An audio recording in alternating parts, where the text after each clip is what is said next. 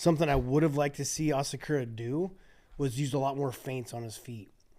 Because Tim moving so crazy and dipping his head and getting all, like, if you would have given him some good feints, especially because he throws such good power, probably could have froze Tim up a little. It made him stop moving so crazy because every time Asakura would go to throw something, he'd dip his head. So now if I'm feinting and he dips his head, boom, I see it. That kicks open. Or now I know where he's going rather than just being there's a couple.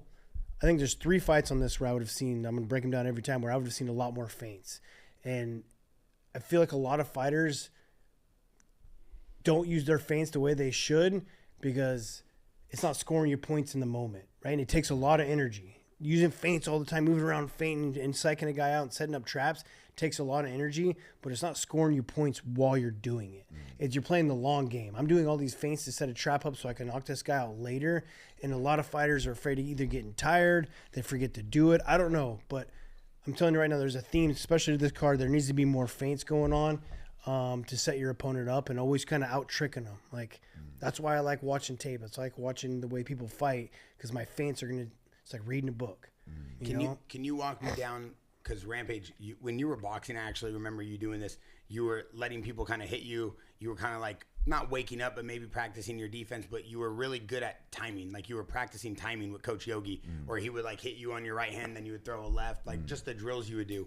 What is something that a fighter, like if there was a kid watching this who's, you know, training and trying to get into the show, what is something they could do to practice or to work on this? Because you brought it up actually to Big Yuko that you can't just fake your feints all the time though, because then they stop biting. Yeah. So can you kind of break that down of what someone could do to try and practice this in the gym?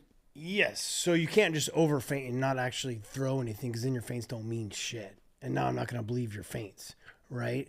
But then you also can just stomp forward and not throw any feints, and then you're too predictable. So there's got to be this fine line. You want to create your own style. I don't think you should fight like completely like one other person. You got to create your own style, and the more unique, the better, as long as you can get the technique around it. Like Venom Page is going to be the next fight. That's a perfect example. Like I can't fight like Venom Page, but his style is sick for him. And he does a really good job. And a guy like that, I wouldn't want to feint as much, okay? Because he's really good at controlling distance. If I feint on Venom Page, he's going to get out of the way every time, right? So he's the kind of guy where I want to pop shot, throw things without setups, or counter fight him. But someone like Elliott, I needed to freeze him and slow him down.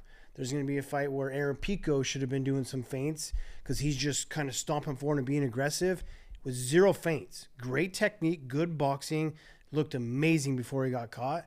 But the reason why he's getting caught is because he's just a target that comes straight in, right? I gotta make you guess what I'm doing, and he's just coming forward. You know what he's gonna do, and if you want to be a world champion, you gotta keep people guessing, you know.